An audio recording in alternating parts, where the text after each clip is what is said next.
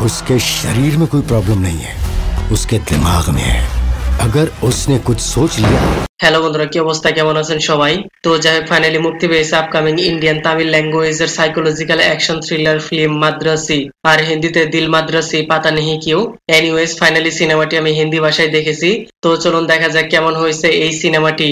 In this movie starring with Siva Karthikeyan, role played by Raghu and Rukmini Vasanth, role played by Maruti.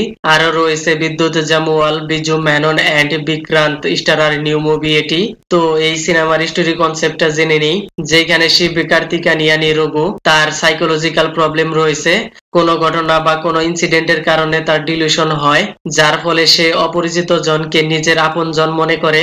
আর এর কারণ কি কি জন্য এমনটা হয়েছে, এই সব কিছু সিনেমার মধ্যে ফ্ল্যাশব্যাক স্টোরির মাধ্যমে সুন্দরভাবে প্রেজেন্টেশন করা হয়েছে। আর সাইকোলজিক্যাল প্রবলেম থাকা সত্ত্বেও তার একটি মেয়ের সাথে লাভ ইন্টারেস্ট হয়ে যায়, লেকিন ধোঁকা খাওয়ার কারণে সে সুইসাইড অ্যাটেম্প্ট করতে যায়। এর ফলে দেখা হয় এই অফিসারের সাথে। আর এই অফিসারের ইচ্ছে হলো ইল্লিগাল গানস লোডেড কন্টেইনার জব্দ করা। তাদের সাথে মিলে কি এই মিশন কমপ্লিট করতে পারবে কিনা, এই সব কিছু জানতে আপনাকে পুরো সিনেমাটি দেখতে হবে।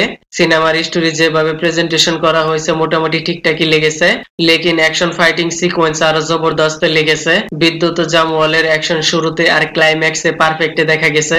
ফার্স্ট হাফে থোড়া বহুত ফান ফ্যাক্ট ফ্ল্যাশব্যাক স্টোরি দেখতে পাওয়া গেছে, যা দেখে মোটামুটি এঙ্গেজিং এন্ড টুইস্ট মনে হয়েছে। আর সেকেন্ড হাফে লাভ পয়েন্টকে ট্রিগার করে স্টোরি লাইনে বারবার অ্যাকশন ফাইটিং সিকোয়েন্স দেখানো হয়েছে, যা একটু লং লেন্থ ফিল হয়েছে। প্রায় 3.5 ঘন্টার এই সিনেমাটি অনেক কিছুই কাটছাঁট করে ডিসেন্ট একটা টাইম 2 ঘন্টা 15 থেকে 20 মিনিট করলে ভালো হতো। আর শিব কার্তিকের অ্যাক্টিং পার্সোনালিটি কোয়ালিটি পারফেক্ট দেখা গেছে। তাকে তো একদম গজনি অবতার, টোটালি সেন্টিমেন্ট রুথলেস ভাবে প্রেজেন্টেশন করা হয়েছে। আর রুকমণি বাসন্ত তার কিউটি বিউটি মোটামুটি ঠিকঠাকই দেখা গেছে। সিনেমার মধ্যে গান রয়েছে 4-5টা, 2-1টা কম হলেও স্টোরি লাইনে কোনো সমস্যা হতো না। আর সিনেমার মধ্যে অনিরুদ্ধের ব্যাকগ্রাউন্ড মিউজিক হওয়া সত্ত্বেও তেমন একটা হাইপ ক্রিয়েট করতে পারেনি, যা দেখে আপনার কোনো সিন মনে থাকবে। পাতা নেহি কিউ অনেকটাই ডাউন লেগেছে। ওভারঅল সবকিছু মিলিয়ে সিনেমাটি মোটামুটি ঠিকঠাকই লেগেছে। It's not a extra ordinary film, it's a dissent film. সিনেমাটি ডিরেক্ট করেছে আর মুরগা দোস্ত, তাকেও কিন্তু একটি সিনে দেখতে পাওয়া গেছে। দেখে থাকলে কমেন্টে মে বাতানা। তো যাই হোক, মন চাইলে আপনি সিনেমাটি দেখতে পারেন। ফ্যামিলি ফ্রেন্ডলি সিনেমা। ওকে দেন, ভিডিওটি কেমন লেগেছে আপনার? ধন্যবাদ, দেখা হবে পরের ভিডিওতে।